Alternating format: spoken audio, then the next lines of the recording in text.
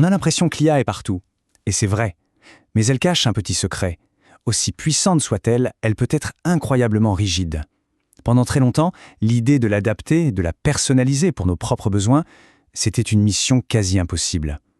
Aujourd'hui, on va voir comment une seule idée, une idée brillante, a absolument tout changé. Pour bien comprendre le défi, il faut retenir ce chiffre, 176 milliards.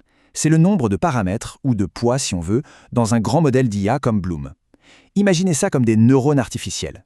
C'est comme si on essayait de modifier un livre qui contient 176 milliards de mots. Ça donne le vertige, non?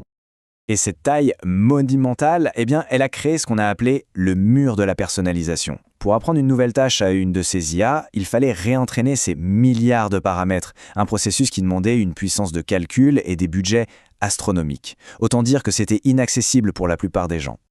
Il y avait donc deux options sur la table. La première, c'était la force brute. On modifie tout. C'est efficace, oui, mais complètement hors de bris. Et la deuxième option, c'était un peu le saint Graal que tout le monde cherchait. Trouver une méthode de personnalisation qui soit aussi puissante, mais sans avoir à vider son compte en banque. Alors, voilà notre feuille de route pour aujourd'hui. On va commencer par le problème initial, puis on découvrira la fameuse solution, Laura. On verra comment son succès a créé de nouveaux défis, et bien sûr, les solutions qui ont été trouvées. Et on finira par se projeter un peu dans l'avenir de l'IA. Et cette solution, elle a un nom, Laura. Il faut vraiment l'imaginer comme une clé capable d'ouvrir une porte qu'on pensait tous inviolable. C'est exactement l'effet que Laura a eu sur la personnalisation de l'IA. Mais alors, qu'est-ce que c'est concrètement Laura? C'est une technique d'ajustement qui est incroyablement efficace. Et l'idée de génie, elle est là. Au lieu de toucher au modèle de base, qui est gigantesque, on ne le modifie pas du tout. On le gèle. Et à la place, on vient injecter de toutes petites matrices additionnelles, et ce sont uniquement ces matrices qu'on va entraîner. Le processus est presque trop simple pour être vrai. On prend notre modèle géant, on le laisse tranquille, on regarde juste les changements dont il aurait besoin pour sa nouvelle tâche. Et ces changements, on les stocke dans deux toutes petites matrices, A et B. Au moment de l'exécution, hop, on les multiplie et on ajoute le résultat au modèle de base. C'est vraiment comme coller des post-it sur une énorme manuelle plutôt que de devoir tout réimprimer. Et voilà où réside tout le génie de Laura. La grande matrice qui contient tous les changements nécessaires peut en fait être recréée, ou du moins approximée, en multipliant deux matrices beaucoup plus petites. C'est un principe mathématique connu, ça s'appelle la décomposition de matrices. On échange une quantité énorme de données contre deux toutes petites et la perte de précision est quasi nulle. C'est brillant. Mais l'innovation ne s'arrête pas là. Une version améliorée, QLORA pour Quantized Laura, va encore plus loin. On passe de nombres codés sur 16 bits à seulement 4 bits. C'est une astuce qu'on appelle la quantification.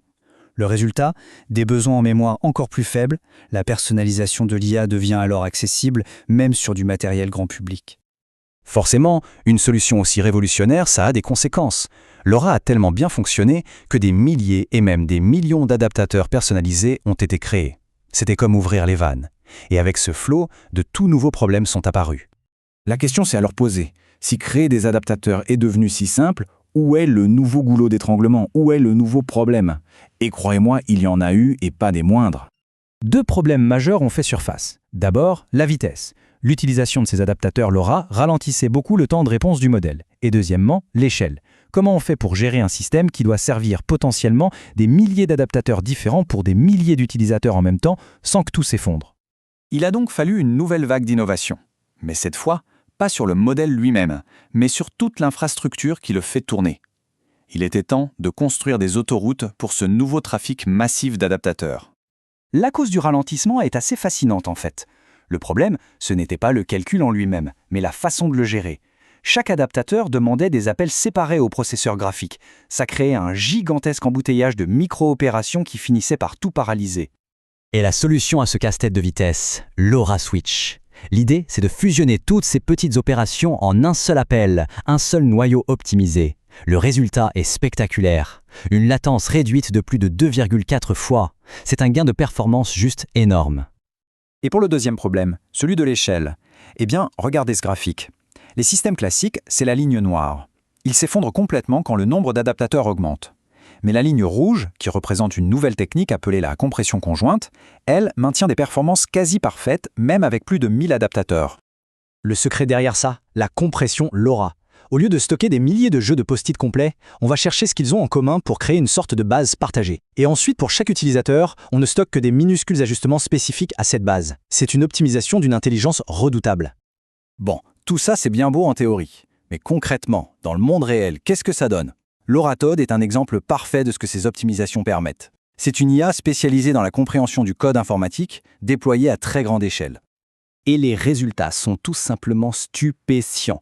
Avec un adaptateur LoRa pour chaque langage de programmation, l'Oracode pulvérise les performances du modèle de base. Regardez, presque 87% d'amélioration pour Python, 67% pour Go, c'est une avancée majeure pour une tâche aussi complexe que la recherche sémantique dans du code. Mais le chiffre le plus impressionnant, le plus fou, c'est peut-être celui-ci. Pour obtenir ces gains massifs, l'Oracode n'a eu besoin d'entraîner que 1,85% des paramètres du modèle. C'est l'illustration parfaite de l'efficacité de l'approche, un impact maximal pour un effort absolument minimal.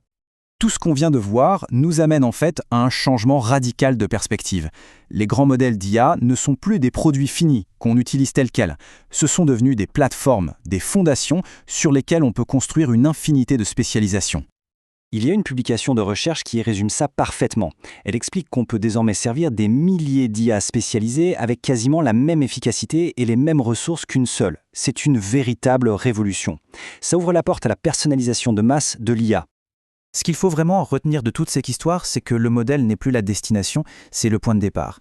La vraie question maintenant, c'est qu'allons-nous construire sur ces nouvelles fondations qui sont devenues incroyablement flexibles et puissantes? L'avenir de l'IA personnalisée ne fait que commencer. C'est à nous de l'imaginer.